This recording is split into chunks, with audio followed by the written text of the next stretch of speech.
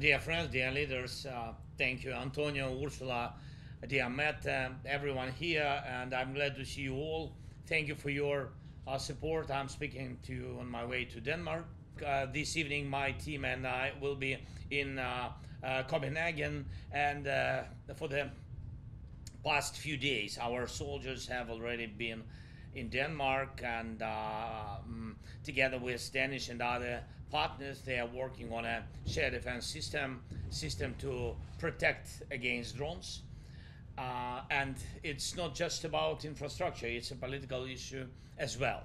Russia is trying to go further. They always begin with hybrid attacks, and first it's something small, then something bigger. There is always a next step. That's why we need to act now together and with strength. I think all the leaders who already understand the danger and are joining forces, we need to build up our defense capabilities, and Ukraine can truly help. No country in Europe has more experience than Ukraine in defending against drones and missiles. I believe Europe will need to build a drone wall sooner rather than later, and drones are becoming a main weapon for armies and for criminal or terrorist groups. This is a fact. And another fact should be our joint readiness to defend our people and infrastructure. And the sooner we all implement the SAFE program together, the better. It can really speed up the idea of the drone wall. And we have to understand that the drone wall is not just about Ukraine, our neighbors, or the eastern flank. It's not only about our borders or our region. Russian drones and Russian threats are now a real issue for all countries on the shores of the Baltic Sea, and that means for all coastal countries in Europe. That's most of Europe. Today, it's drones. Tomorrow, it could be missiles. The day after, new technologies, who knows? And we all need strong protection, every country in Europe, which means all of us together. No country can protect itself alone. It's a big mistake, even if only a few still think this way, to say we don't have a coastline or we are surrounded by others, so we don't need to act together. Today in Europe, nothing about security is separate from the rest of Europe. And this understanding must unite us. We all need protection, so we all have to work to make the drone wall and the security guarantees for Ukraine. And other defense efforts truly work. And it gives all of us a strong reason to boost and expand our defense production, to build co-production projects. What does Russia want most of all? For Europe to be divided, to argue, to look weak. That's what Russia is counting on. But your support for Ukraine over these years proves something else, that Europe is much stronger than many expected.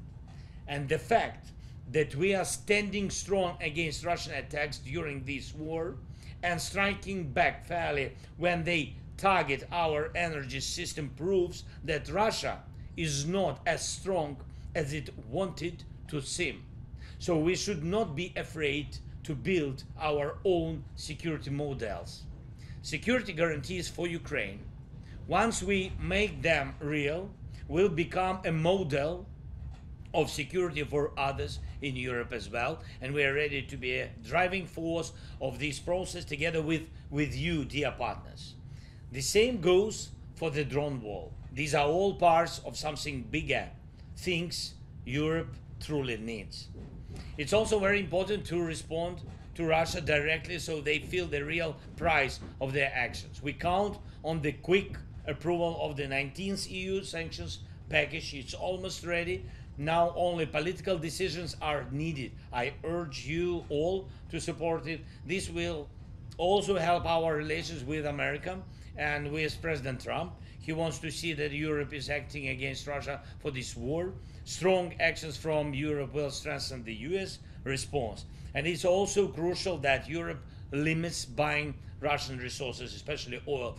Putting pressure on Russian oil tankers and the money systems behind their energy exports weakens Putin and helps improve President Trump's view of working with Europe.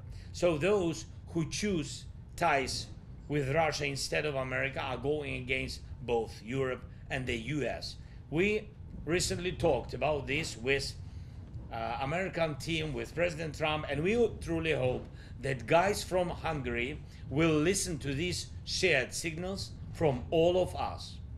And we also talked about the frozen Russian assets, and most of them are still unused.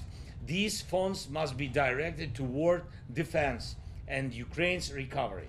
The tools are already prepared, and now they need to be implemented quickly. I also want to thank every country and every leader who supports our defense through contributions to the Pearl program, defense packages for our soldiers, and funding our weapons production. This is a big help. Thank you, partners.